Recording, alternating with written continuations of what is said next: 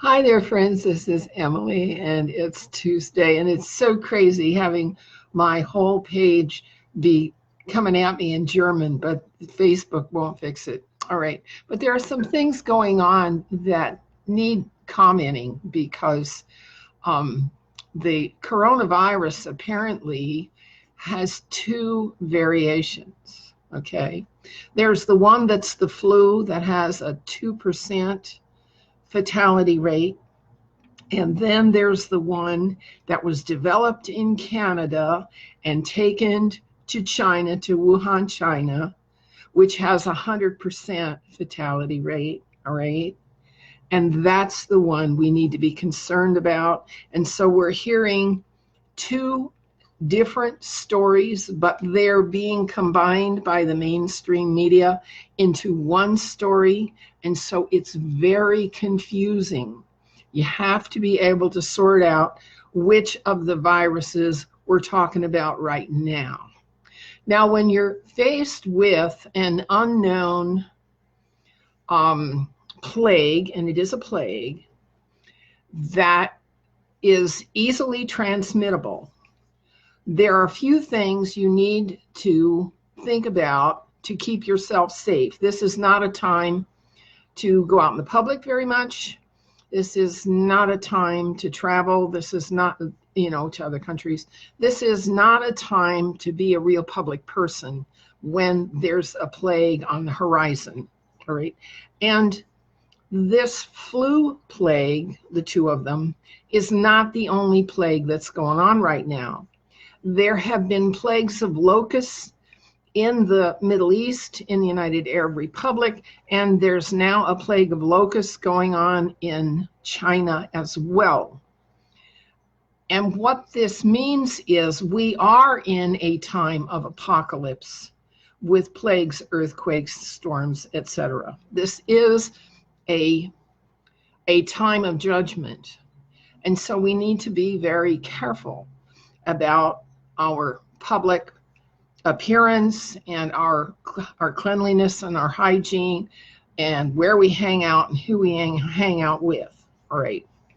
The other thing that's happening right now that's really interesting is that between Dan Bongino and George Webb and a few others, the network, the Deep State network that began in 2015 with their pay-to-play and money laundering deals in Ukraine that kind of were consummated in 2016, that everybody's trying to keep covered up and blame Trump for everything they can find. All right, these deals in Ukraine, the gun running, the missile running, the uranium running, the nuclear secrets running, are coming to a head and are being revealed.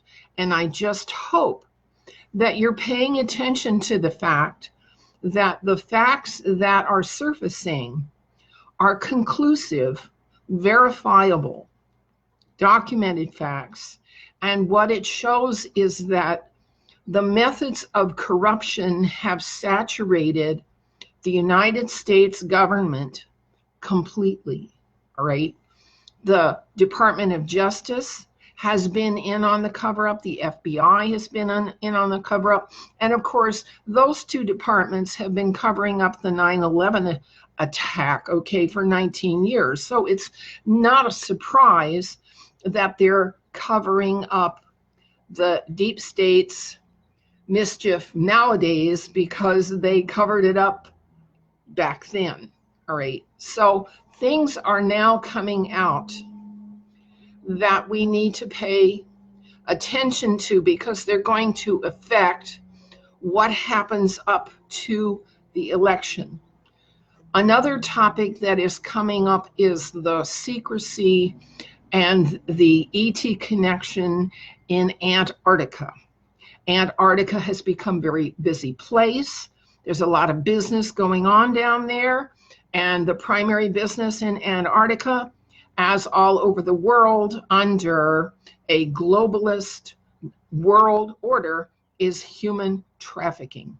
That's the primary business of the space program, is human trafficking across the galaxy. And of course, this is not known. I'll give you a link to one description of how that business works. All right. And it's a nasty business.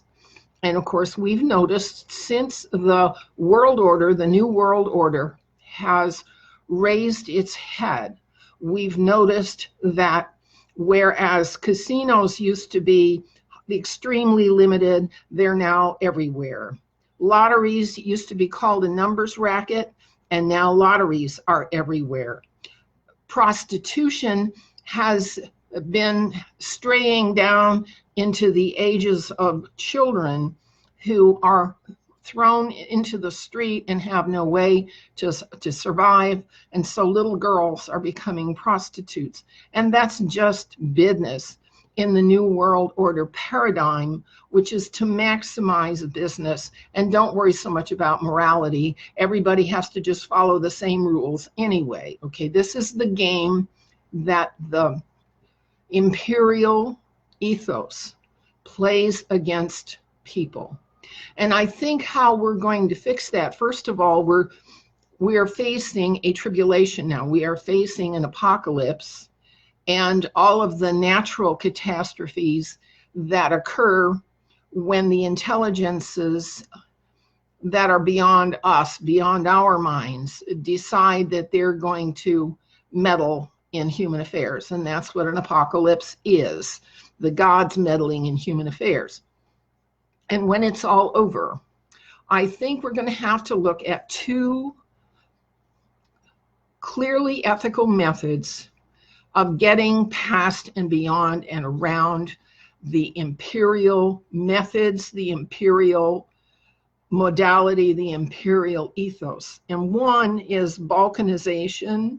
I think that if we're going to have a culture based on our Constitution and amendments and personal and natural rights, we're going to have to balkanize in a territory and make that happen for a territory. We can't just spread it out across the world, because across the world, we're competing against the ethics of other ideologies who are just as determined to run and control everything as some people are in this country. Okay, we're going to have to balkanize. We're going to have to review our laws to make certain that the people who are capable of self-governance and self-sufficiency and self-rule have the opportunity to do that, all right? That they don't get stuck in a slavery situation. And it's all about behavior, baby. We're no longer going to simply head trip and talk about ideologies and parties and how everybody wants this and they want that. And oh, isn't that wonderful? We're going to have to talk about what behaviors are allowed and where they're allowed and where they're not allowed, and who is responsible for the conduct and the effects and the outcomes of human behavior where. Okay, we're going to have to sort that out. We're going to need a renaissance in law, a renaissance in where does business law apply and where does natural law apply. Okay, we have some good methods in our past, and we have some good methods in academia. Dr. John N. Warfield devised the interactive management method for solving large-scale social problems by consensus and by the rational process of reasoning through the problems, rather than having a democratic vote in which 51% of the people who can be convinced to try this leave the other 49% out of the equation, okay? Or where the rich just simply dominate everything and pay people to do what their preferences are. That's what we have now as an oligarchy. That has got to come to an end and better methods be placed in the public domain. And so we got to get through this, and we got to rethink everything when it's over. And I think we'll make it. I think we'll make it. Just got to keep on trucking. This has been Emily Craig, and thanks for stopping by. Bye-bye.